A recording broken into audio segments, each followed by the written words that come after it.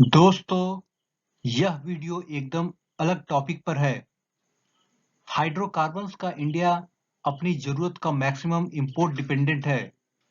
ये हाइड्रोकार्बन बहुत सारे इंडस्ट्रीज को रॉ मटेरियल सप्लाई करते हैं और उसका एंड प्रोडक्ट्स जैसे plastics, resins, paints, additives, medicines, textiles इत्यादि हम लोग डेली बेसिस पर यूज करते हैं।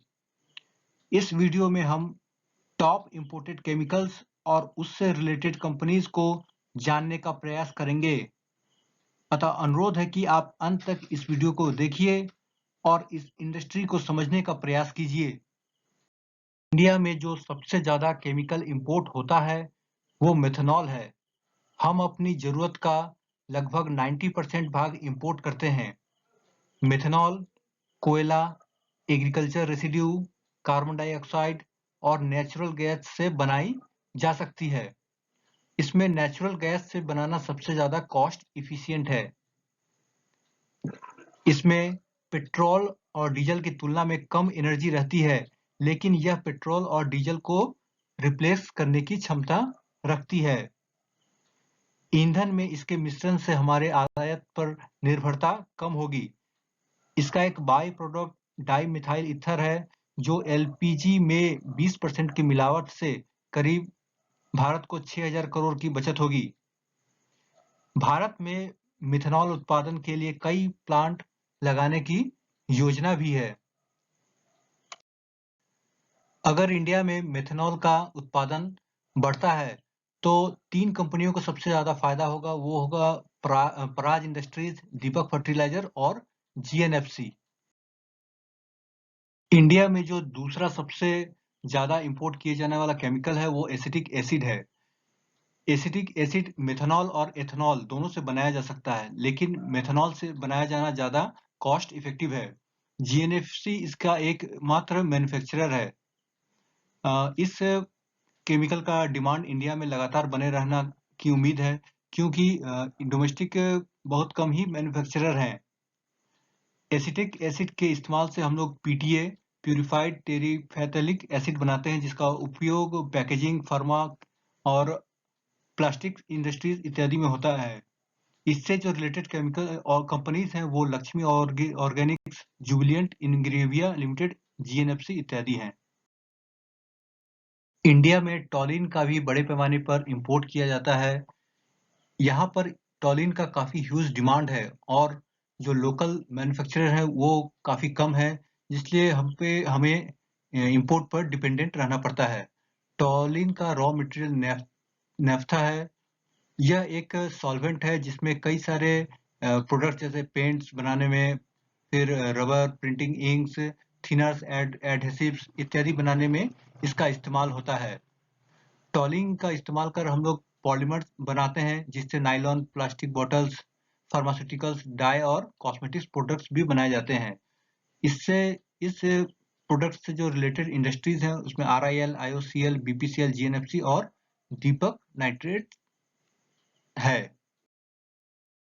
India almost 100% vinyl acetate import पर डिपेंडेंट है।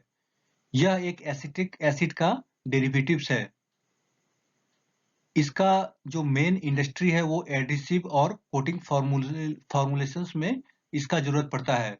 और जो जो रिसेंटली जो डिमांड देखा गया है कंस्ट्रक्शन, फर्नीचर और पैकेजिंग में, इससे इस केमिकल का उपयोग फ्यूचर में काफी ज्यादा होने की संभावना है। और एक तरफ तो इसका इंडिया में कोई लोकल प्रोडक्शन भी नहीं होता और ये पूरी तरफ इंपोर्ट पे ही हम लोग डिपेंडेंट है। और दूसरी तरफ इस सेक्टर में काफी कम प्लेयर हैं। कुछ ही कंपनियां इसको बनाती है या इसको इंपोर्ट ही करती है। उसमें से एक कंपनी जो है पिडिलाइट ग्रुप की कंपनी है, जिसका नाम विनाइल केमिकल्स है। यह इस बिजनेस से रिलेटेड है। दोस्तों, इंडिया पहले फिनॉल और एसीटोन का बड़े पैमाने पे इंपोर्ट करता था, लेकिन हाल के कुछ वर्षों में कई सारे नए मैन्युफैक्चरिंग यूनिट्स फिनॉल और एसीटोन को बनाने लगे हैं। फिनॉल और एसीटोन को बनाने में जो फीड स्टॉक्स की जरूरत होती है वो है बेंजीन, प्रोपिलीन और हाइड्रोजन। यह केमिकल कई